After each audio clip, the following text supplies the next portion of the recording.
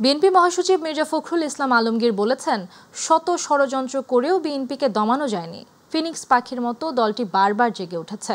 নয়াপল্টনে যৌথ সভা শেষে তিনি এসব কথা বলেন। দেশের শত্রুরা মাথা চাড়া দিয়ে উঠতে শুরু করেছে মন্তব্য করে তিনি বলেন, সামাজিক যোগাযোগ মাধ্যমে প্রোপাগান্ডা ছড়িয়েছে, নৈরাজ্য সৃষ্টির চেষ্টা চলছে। এ সময় 7 নভেম্বর বিপ্লব ও সংহতি দিবসের 50 বছর পূর্তি উপলক্ষে 10 দিনব্যাপী কর্মসূচি ঘোষণা করেন বিএনপি মহাসচিব। জানান, সকালে জিয়ার সমাধিতে পুষ্পস্তবক অর্পণ ও বিকেলে জেলা ও উপজেলায় র্যালি, সাংস্কৃতিক অনুষ্ঠান, আলোচনা ও ডকুমেন্টারি প্রদর্শন করা হবে।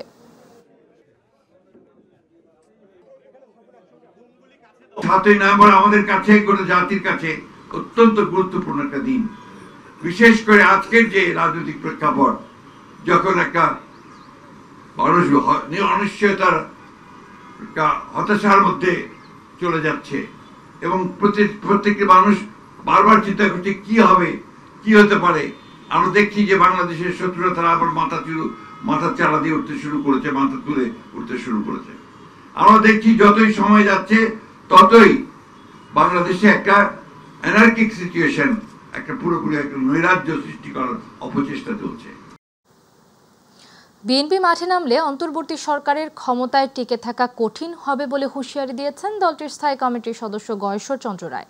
সকালে ড্যাবের নবগঠিত কমিটিকে সঙ্গে নিয়ে বিএনপির প্রতিষ্ঠাতা সাবেক রাষ্ট্রপতি জিয়াউর রহমানের সমাধিতে শ্রদ্ধা জানানো শেষে তিনি বলেন, ঐকমত্য কমিশন জুলাই সনদে স্বাক্ষরের পর যেসব পরিবর্তন এনেছে তা নিয়ে সরকার নীরব আছে।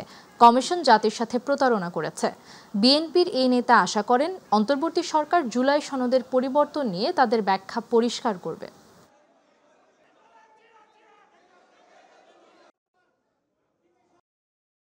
জাতির সাথে এই 7 জন কমিশনার যে প্রতারণা করছে কোনো ক্ষেত্রে, বা ধোঁকা দেওয়ার চেষ্টা করছে, ধোঁকা বানানোর চেষ্টা করছে, এটা সাধারণ মানুষই করছে। আমরা যথেষ্ট সুষ্ঠু অবাধ নির্বাচন চাই, তাই হয়তো যেভাবে প্রতিবাদ করার কথা আমাদের পক্ষ থেকে, আমরা সেভাবে প্রতিবাদ করছি। যদি কোনো নিবন্ধিত দলের প্রার্থী জোটভুক্ত অন্য দলের প্রতীকে প্রতিদ্বন্দ্বিতা করতে পারবেন এমন আদেশ জারি করে গণপ্রতিনিধিত্ব আদেশের সর্বশেষ সংশোধনী বাতিল করা হয়, তবে তা হবে একটি দলের সঙ্গে সরকারের গোপন সমঝোতা এবং এর মাধ্যমে লেভেল প্লেইং ফিল্ড ন্যাক্কারজনকভাবে ভঙ্গ হবে বলে মন্তব্য করেছেন জামায়াতে ইসলামীর সেক্রেটারি জেনারেল অধ্যাপক মিয়া গোলাম পরওয়ার। এক বিবৃতিতে জামায়াতের সেক্রেটারি জেনারেল বলেন, নির্বাচন সংক্রান্ত আরপিওতে গত 23 অক্টোবর অন্তর্বর্তী সরকারের উপদেষ্টা পরিষদ যে সংশোধনী অনুমোদন করেছে তাতে বলা হয়েছে, নির্বাচনী জোট থাকলেও প্রার্থীদের নিজ নিজ দলের প্রতীকে নির্বাচন করতে হবে। তবে বিভিন্ন সূত্রে জানা যাচ্ছে সেই অনুমোদিত সংশোধনী বাতিল হতে পারে। মিয়া গোলাম পরওয়ার বলেন, নির্বাচন ব্যবস্থা সংস্কার কমিশনের সুপারিশ ও উপদেষ্টা পরিষদ কর্তৃক অনুমোদিত আরপিও যদি বাতিল করা হয় তবে তা হবে ন্যাক্কারজনক, অগণতান্ত্রিক এবং স্পষ্টতই রাজনৈতিক উদ্দেশ্য প্রণোদিত। ধর্ম উপদেষ্টা আফম খালিদ হাসান বলেছেন, আগামী বিশ্ব ইজতেমা অনুষ্ঠিত হবে নির্বাচনের পর। নির্বাচনের পরে সুবিধাজনক সময়ে তারিখ নির্ধারণ করা হবে। একসাথে ইজতেমা হওয়ার সুযোগ নেই। সচিবালয়ের ধর্ম মন্ত্রণালয়ের সভাকক্ষে এ বিষয়ে বৈঠক শেষে তিনি এসব কথা বলেন। জানান, নির্বাচন পেছানোর সুযোগ নেই, সঠিক সময়ে ভোট হবে। নির্বাচনের আগে ইজতেমা ঝুঁকিপূর্ণ হবে বিবেচনা করে নির্বাচনের পরে হবে এবারের ইজতেমা। সরকার নির্বাচনের দিকে যাচ্ছে, রাজনৈতিক দলগুলোর সাথে আলোচনা চলছে, অবাধ সুষ্ঠু নির্বাচন হবে।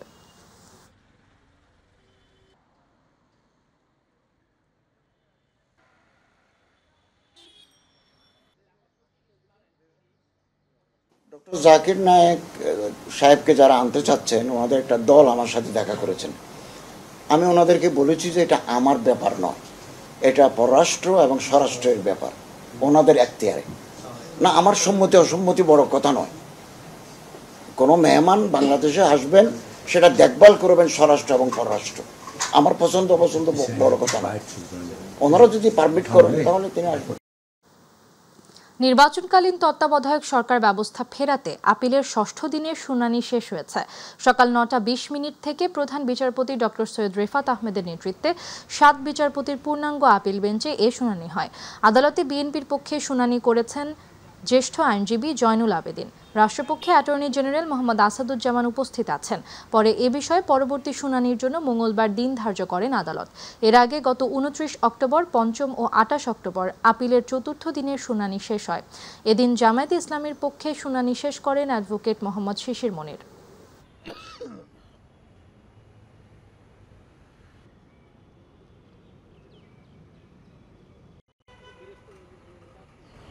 জাজমেন্টটি কোনো অবস্থাতেই টিকতে পারে না। যে 3টি গ্রাউন্ড এখানে আদালত দিয়েছে, অনেক ভেবেচিন্তে নিয়েছে এবং সেই গ্রাউন্ডগুলোকে আমরা আইনের দৃষ্টিতে আমরা যে এইটা গ্রাউন্ড সাবস্ট্যান্সিয়েট করব, তখন আপনারা শুনতে পাবেন।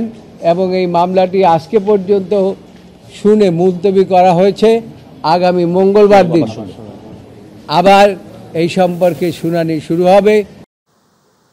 জুলাই আন্দোলনে কুষ্টিয়ায় 6 জনকে হত্যা সহ সুনির্দিষ্ট 8 অভিযোগে মানবতা বিরোধী অপরাধের মামলায় সাবেক তথ্যমন্ত্রী ও জাসদ সভাপতি হাসানুল হক ইনুর বিরুদ্ধে অভিযোগ গঠন করে 30 নভেম্বর সূচনা বক্তব্য ও সাক্ষ্য গ্রহণের শুরুর দিন ধার্য করেছেন আন্তর্জাতিক অপরাধ ট্রাইব্যুনাল 2। ট্রাইব্যুনালে ইনু বলেন, তিনি রাজনৈতিক আক্রোশের শিকার। এ সময় নিজেকে নির্দোষ দাবি করে খালাস চান তিনি।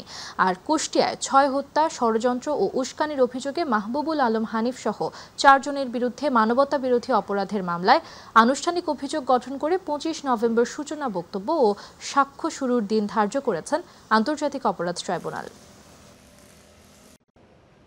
তার পরামর্শ নির্দেশে সেখানকার পুলিশ এবং প্রশাসন, আওয়ামী লীগ, যুবলীগ, ছাত্রলীগ, 14 দলীয় জোট মিলিয়ে এই 5 জন ছাত্র জনতাকে হত্যা করা, এই সব মিলিয়ে 8টি অভিযোগ তার বিরুদ্ধে গঠন করা হয়েছে।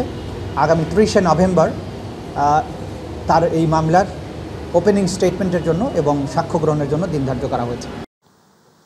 জাতীয়করণের দাবিতে আজ যমুনা অভিমুখে লং মার্চের ডাক দিয়েছেন স্বতন্ত্র ইবতেদায়ী মাদ্রাসার শিক্ষকরা।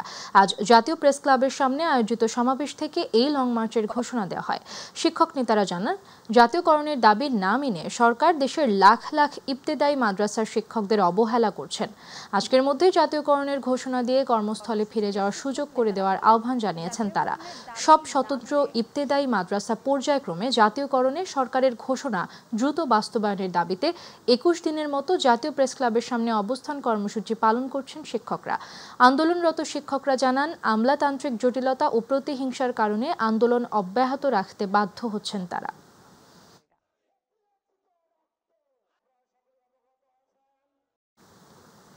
রাজধানীর মোহাম্মদপুরে ব্যবসায়িক দ্বন্দ্বে মোহাম্মদ রাসেল নামে এক যুবককে কুপিয়ে হত্যার ঘটনা ঘটেছে। এ ঘটনায় বিপ্লব নামের আরও একজন আহত হয়েছেন। শনিবার রাত 9:45টার দিকে মোহাম্মদপুরের নবীনগর হাউজিং এলাকায় এ ঘটনা ঘটে। এ ঘটনায় জড়িত থাকার অভিযোগে পেপার বাবু ও তার সহযোগী মোবারককে আটক করেছে পুলিশ। পুলিশ জানায়, রাতে নবীনগর হাউজিংয়ের 4 নম্বর রোড এলাকায় ধারালো অস্ত্র দিয়ে রাসেলের ঘাড়ে আঘাত করে দুর্বৃত্তরা। পরে গুরুতর আহত অবস্থায় শহীদ সোহরাওয়ার্দী মেডিকেল কলেজ হাসপাতালের জরুরি বিভাগে নেওয়া হলে কর্তব্যরত চিকিৎসক তাকে মৃত ঘোষণা করেন। মুরগির ব্যবসা ঘিরে আধিপত্যের জেরে এই হত্যাকাণ্ডের ঘটনা ঘটেছে বলে জানিয়েছে পুলিশ।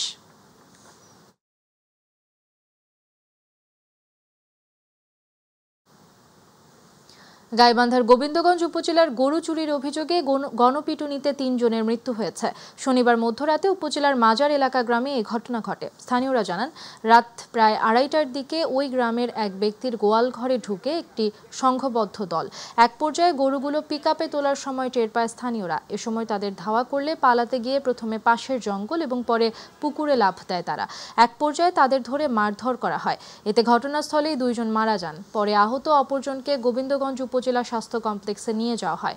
সেখানে চিকিৎসাধীন অবস্থায় তিনিও মারা যান। খবর পেয়ে জেলা police super Nishat Angela, Gobindaganj থানার ওসি বুলবুল ইসলাম এবং স্থানীয় ইউপি চেয়ারম্যান ঘটনাস্থল পরিদর্শন করেছেন। জামালপুরের মাদারগঞ্জে ডিঙি নৌকা ডুবে নিখোঁজ হওয়া সবশেষ শিশুটির মরদেহ উদ্ধার করা হয়েছে। সকালে উপজেলার হরিপুর এলাকায় ভেসে ওঠে বৈশাখী নামের শিশুর মরদেহটি। এ নিয়ে নিখোঁজ 5 জনের মরদেহই উদ্ধার হলো। গত শুক্রবার ঝিনাই নদীতে ডিঙি নৌকা নিয়ে ঘুরতে বের হয় 5 শিশু। পরে হঠাৎই নৌকাটি উল্টে গিয়ে ডুবে যায়। এ সময় শিশু ও নদী তীরবর্তীদের আর্তচিৎকারে স্থানীয়রা গিয়ে খোঁজাখুঁজি শুরু করে। খবর পেয়ে ফায়ার সার্ভিসের কর্মীরা ঘটনাস্থলে গিয়ে উদ্ধার করে আবু হাসান রোকসান, সাইবা ও মরিয়মের মরদেহ। পরদিন উদ্ধার হয় শিশু কুলসুমের মরদেহ। সিলেটের সঙ্গে উন্নয়ন বৈষম্য দূর করতে সিলেট নগরীতে অবস্থান কর্মসূচি শুরু হয়েছে। সকাল 11টায় সিটি পয়েন্ট থেকে সুরমা মার্কেট পর্যন্ত এই কর্মসূচি পালন করা হয়। সিলেট সিটি কর্পোরেশনের সাবেক মেয়র আরিফুল হক চৌধুরী বলেন, সিলেটের ন্যায্য দাবি দেওয়া আদায়ে গঠিত সিলেট আন্দোলনের কর্মসূচির ডাক দেওয়া হয়েছে। আন্দোলনকারীদের পক্ষে সিলেটবাসী সাড়া দিয়ে বিভিন্ন শ্রেণী পেশার মানুষের পাশাপাশি বিভিন্ন ব্যবসায়ী, সামাজিক ও সাংস্কৃতিক কর্মী, শিক্ষক, সাংবাদিক, ধর্মীয় ও পরিবহন মালিক শ্রমিক সংগঠনের নেতৃবৃন্দ অংশ নেন। তারা বলেন, উন্নয়নের ক্ষেত্রে সিলেট নানাভাবে বঞ্চনার শিকার। এ বিভাগের উন্নয়ন বৈষম্য দূর করতে নগরের কোর্ট পয়েন্টে গণ অবস্থান আলটিমেটাম দেওয়া হয়।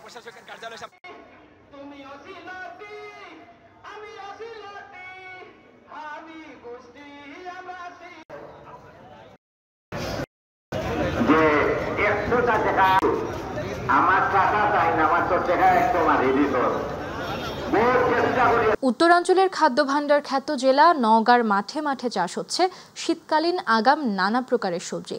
ইতিমধ্যে এসব সবজি উঠতে শুরু হয়েছে বাজারে। ভালো দাম পেয়ে খুশি কৃষকরা।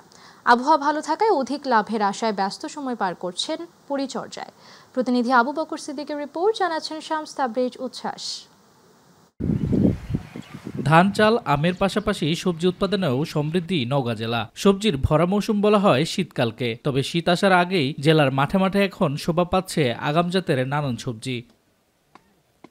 ফুলকপি, শিম, পটল, বেগুন, মূলা, মরিচ সহ বিভিন্ন সবজির চাষ হচ্ছে মাঠে। ইতিমধ্যে বাজারেও উঠতে শুরু করেছে এসব ফসল। ভালো দাম পেয়ে খুশি কৃষকেরা। সকাল থেকে সন্ধ্যা পর্যন্ত শ্রমিক ও পরিবারের সদস্যদের নিয়ে চলছে ক্ষেতের পরিচর্যা। স্থানীয় চাহিদা মিটিয়ে এসব সবজি যাচ্ছে দেশের বিভিন্ন জেলায়। এখন প্রচুর হারে সবজির দাম কমে আসছে। আগাম সবজি আরও গৃহস্থরা উৎপাদন করতেছে, আরও দাম কমে আসবে। সবজি বা কপি যেগুলো লাগানো হয়েছে লাভজনক হয়েছে। এবছর বন্যা না হওয়া ও আবহাওয়া অনুকূলে থাকার কারণে কৃষকেরা অধিক লাভের আশায় ব্যস্ত সময় পার করছে জমি প্রস্তুত, বীজ বপন, সার ও কীটনাশক প্রয়োগ সহ সবজি চাষে। এখনো শীত আসেনি, ফসল ভালোই মোটামুটি। দাম বাজার 60 বেচা হচ্ছে প্রথম দিন, তারপরে এখন বাজার একটু কম। গত বছর থেকে এই বছর যে আগাম সবজিটা খুবই ভালো আসছে, ফলনও ভালো হচ্ছে, আবার বাজার দর খুব ভালো থাকাতে এবার লাভবান হয়েছে। কৃষি বিভাগ থেকে কৃষকদের সার্বিক পরামর্শ প্রদান করা হচ্ছে বলে জানান এই কর্মকর্তা। আগাম শাকসবজিটা কিছুটা দেরি হওয়ার কারণ রেগুলার বৃষ্টি হওয়ার কারণে কৃষক আগাম সবজি করার জন্য যথাসময়ে জমি প্রস্তুত করতে পারে না। বর্তমানে যে পর্যায়ে আছে সবজির দাম কমা শুরু করছে এবং মানুষের ক্রয় ক্ষমতার মধ্যে আছে। এই মৌসুমে নওগাঁয় ৯,৫০০ হেক্টর জমিতে বিভিন্ন জাতের সবজি চাষ হচ্ছে। এর মধ্যে ২,০০০ হেক্টর জমিতে ফুলকপি, মূলা, বেগুন, শিম, মরিচের চাষাবাদ হচ্ছে। এ পর্যন্ত ১০০ হেক্টর জমিতে আগাম জাতের সবজি রোপণ করা হয়েছে। শামস তাবরিজ উচ্ছ্বাস, মাই টিভি নিউজ ডেস্ক।